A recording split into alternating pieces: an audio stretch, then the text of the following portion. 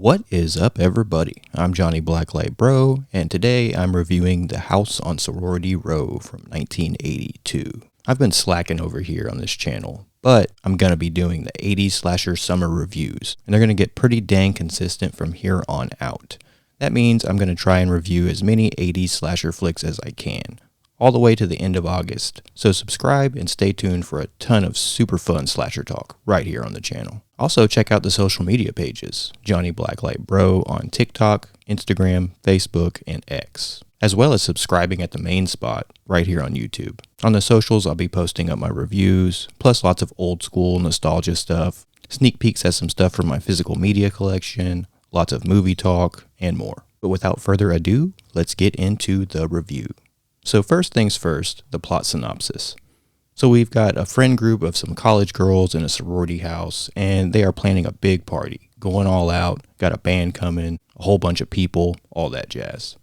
They really don't get along with the house mother character, Mrs. Slater, and she's telling them to cancel the party, to get out of there, the house is closed, and all that kind of stuff. There's a fun little fake out moment when the house mother slashes the character of Vicky's waterbed. It's a pretty fun one. It's shot like it's gonna be a kill, coming up from behind while Vicky's fooling around with a guy, and bam, rest in peace waterbed. So the group of girls plan out a little prank to pull on the house mother, using Vicky's guy friend's gun.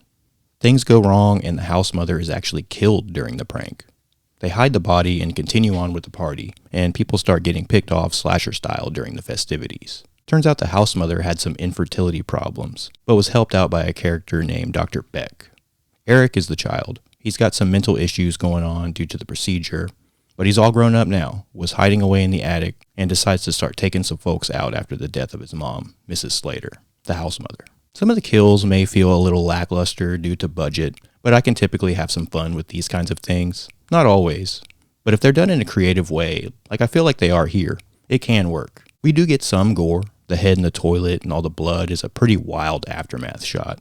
I also dig the use of shadows to show one of the kills, probably my favorite of the more off-screen kills in the film. And the way we don't really see the killer fully until the end gives it kind of that old school giallo style. And me, being a pretty big fan of giallos, dug that aspect here.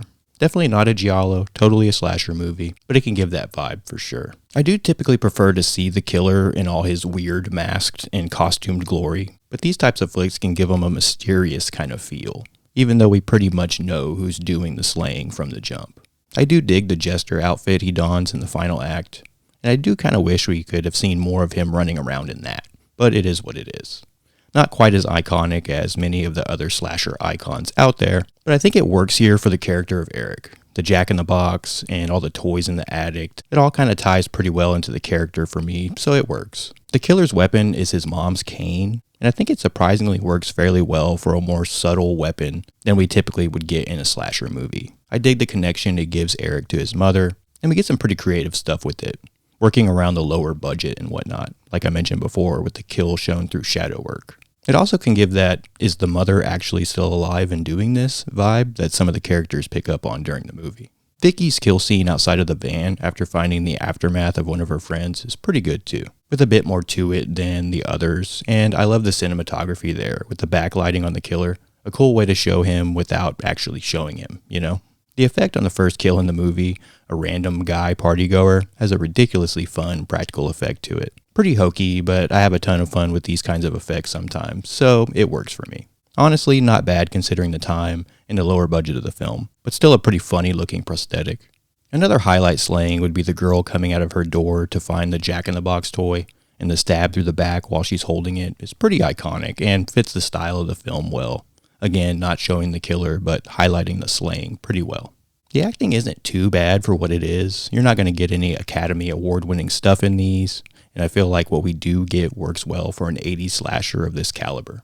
Vicky is the wild girl of the bunch, the one who came up with the idea to do the prank in the first place, and she was probably my favorite out of the group. Pretty charismatic, and also pretty easy on the eyes, to be expected in 80s slashers. Catherine is a pretty good final girl here.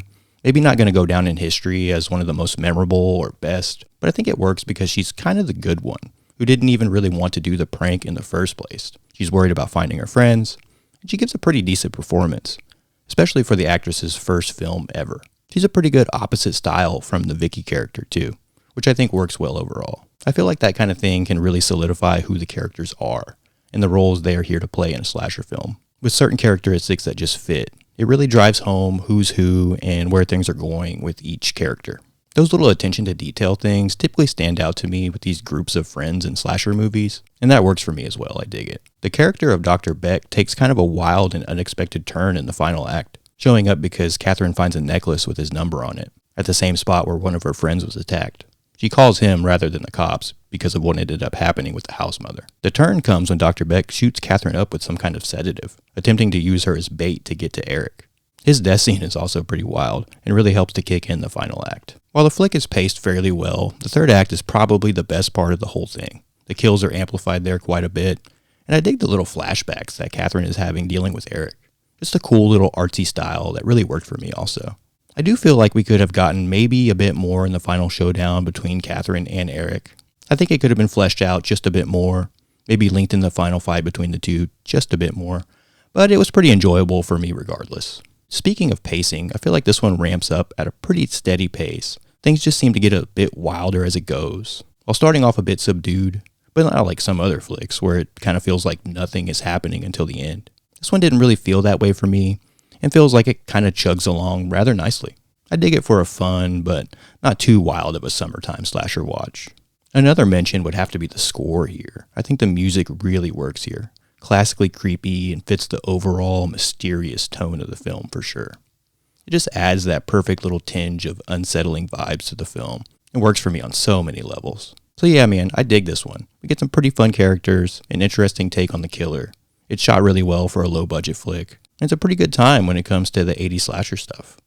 Some fun kills, some interesting aspects, and overall pretty solid little 80s slasher. So I think that's going to do it for the review. Stay tuned and subscribe to check out some more 80s slasher reviews throughout the rest of the summer. Like I mentioned at the beginning of the video, I've been slacking over here on this channel. Been kind of focused on my other channel, Johnny Blacklight, at the moment. But I found some momentum here, and I've got lots of 80s slasher reviews coming up very soon. After the summer, we'll definitely dig into some other films and stuff outside of the 80s slasher sphere. I'm not totally sure if I'll keep a theme going or just review and talk about some random stuff, but I'll figure it out. But yeah, definitely bumping up the consistency over here, that's for sure. Also, if you're into cryptids, creepy red stories, UAP footage, analog horror, and whatnot, check out my other channel, Johnny Blacklight, and feel free to subscribe and check out some of those videos. The support is always massively appreciated. Again, stay tuned for more 80s slasher summer reviews and whatever comes next. Always keeping it fun and full of retro goodness over here, man, that's for sure. But yeah, thanks for watching. Subscribe for more. Y'all have a good one, and I'll see ya next time.